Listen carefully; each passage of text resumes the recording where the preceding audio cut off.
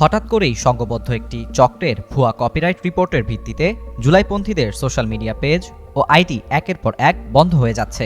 এ তালিকায় রাজনৈতিক অ্যাক্টিভিস্ট, সমন্বয়ক ও প্রভাবশালী ব্যক্তিরা রয়েছেন। সংশ্লিষ্টরা বলছেন, মেটার কন্টেন্ট রিপোর্টিং ব্যবস্থার দুর্বলতার সুযোগকে কাজে লাগিয়ে চক্রটি পরিকল্পিতভাবে অপতৎপরতা চালাচ্ছে।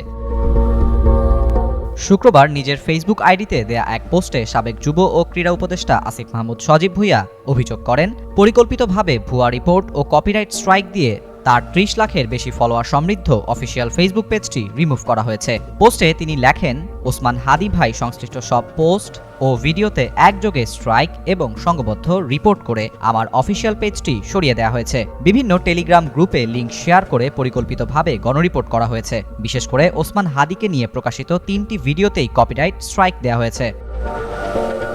এদিকে জুলাই গণঅভ্যুত্থানের অন্যতম অগ্রনায়ক এনসিপি নেতা হাসনাত আবদুল্লাহর অফিসিয়াল ফেসবুক অ্যাকাউন্টটিও ডিসেবল হয়ে গেছে। ফেসবুকে সার্চ করেও তার ব্যক্তিগত আইডি খুঁজে পাওয়া যায়নি, তবে তার অফিসিয়াল ফেসবুক পেজ সচল রয়েছে। এ বিষয়ে প্রযুক্তি বিশ্লেষক তানভীর জোহা বলেন, সাবেক উপদেষ্টা আসিফ মাহমুদ সজীব ভুঁইয়ার অফিসিয়াল ফেসবুক পেজ হারানোর ঘটনাটি কোনো বিচ্ছিন্ন ঘটনা নয়। এটি রাজনীতি, অ্যাক্টিভিজম ও সাংবাদিকতার সঙ্গে যুক্ত সবার জন্য একটি স্পষ্ট টেকনিক্যাল অ্যালার্ম। ভুয়া কপিরাইট রিপোর্টকে হাতিয়ার বানিয়ে পরিকল্পিতভাবে কণ্ঠরোধ করা হচ্ছে। এ ধরনের অপব্যবহার উপেক্ষা করার সুযোগ নেই। সবাইকে সচেতন থাকতে হবে এবং নিজেদের ডিজিটাল নিরাপত্তা ও প্ল্যাটফর্ম সুরক্ষা ব্যবস্থা জোরদার করা জরুরি।